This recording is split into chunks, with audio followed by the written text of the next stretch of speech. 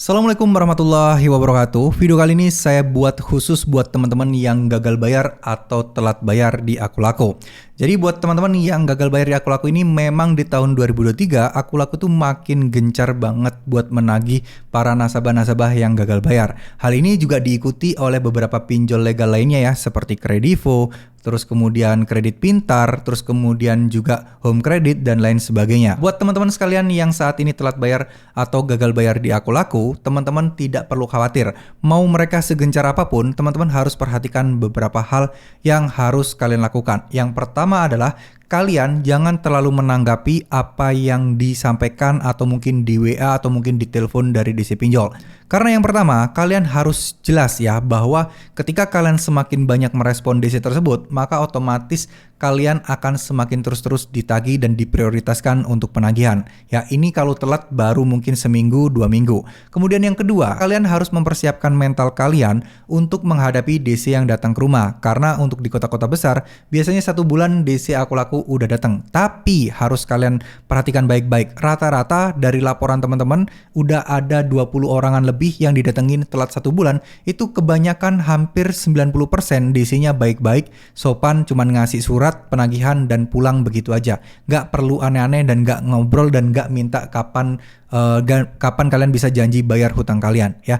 Jadi nggak usah terlalu diambil pusing dan nggak usah terlalu dipikirin kayak segimana-gimana ya, karena kalian akan stres dan ketakutan sendiri.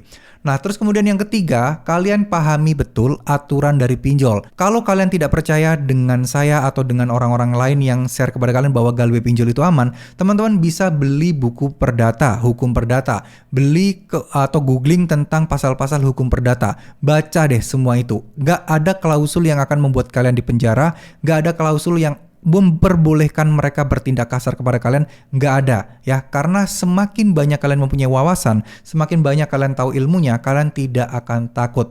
Itu adalah hal yang harus kalian tanamkan baik-baik di pikiran kalian. Karena segimanapun kita ya, para konten kreator yang membahas tentang solusi pinjol kayak gini, itu tetap akan nggak mempan buat kalian untuk tidak takut. Kalian pasti merasa takut, merasa was-was juga.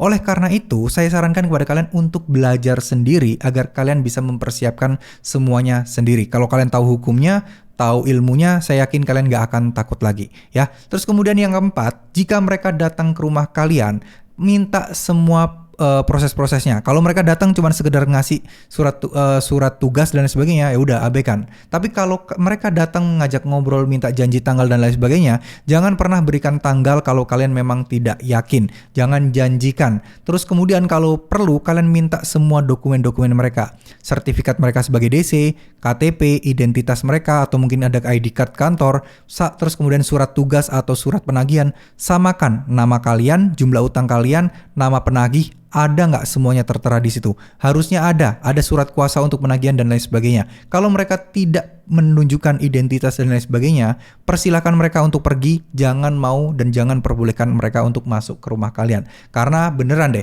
kalau masalah hukum kayak gini, memang kalian di sini mungkin kebanyakan orang takut itu karena merasa bersalah. Ya memang salah, tapi secara perdata tidak bisa bayar hutang. Tapi kalau mereka menunjukkan kekerasan, ancaman, itu kan ranahnya udah pidana. Justru kalian yang bisa melaporkan mereka secara pidana, bukannya kalian yang akan dilaporkan. Nggak gitu ya, kalian jauh lebih kuat posisi secara hukum di sini. Karena ya mereka tugasnya hanya mengingatkan, menagih. Nggak boleh ngapa-ngapain kalian. Nggak boleh nyita barang, nggak boleh masuk pasar, nggak boleh masuk secara paksa, nggak boleh masuk secara paksa, nggak boleh. Jadi kalau kalian nggak izinkan mereka masuk selangkah aja dari pagar kalian, ya mereka nggak boleh. Kalau mereka nekat, itu bisa kok dilaporkan ke polisi dan jadi pidana ya. Jadi semoga ini bisa memberikan kalian wawasan dan memberikan kalian semangat baru lagi agar teman-teman tidak perlu takut lagi terhadap gagal bayar di Akulaku. Kalau teman-teman memang mentok, tidak punya uang dan memang tidak sengaja untuk sampai galbe seperti ini. Karena ya oke lah, kita nggak peduli orang-orang yang sengaja galbe untuk cari uang dan memang sengaja, nggak peduli. Tapi buat orang-orang yang sudah terlanjur terjebak, terus kemudian gak ada uang, ya ini buat kalian semua tetap semangat karena ya mungkin ini adalah musibah. Ya jadikan ini pelajaran penting. Niatkan dalam hati kalian untuk membayar hutang kalian. Insya Allah kedepannya utang kalian akan lunas ya. Intinya kuncinya adalah niatkan dalam hati. Mau itu nabung sebulan Rp1.000 kayak berapa kayak niatkan untuk membayar. Siapa tahu nanti ada potongan bunga, potongan denda, kalian tinggal bayar pokoknya aja. Nah itu yang kita tunggu-tunggu. Oke, terima kasih. Mohon maaf jika ada salah-salah kata. Wassalamualaikum warahmatullahi wabarakatuh.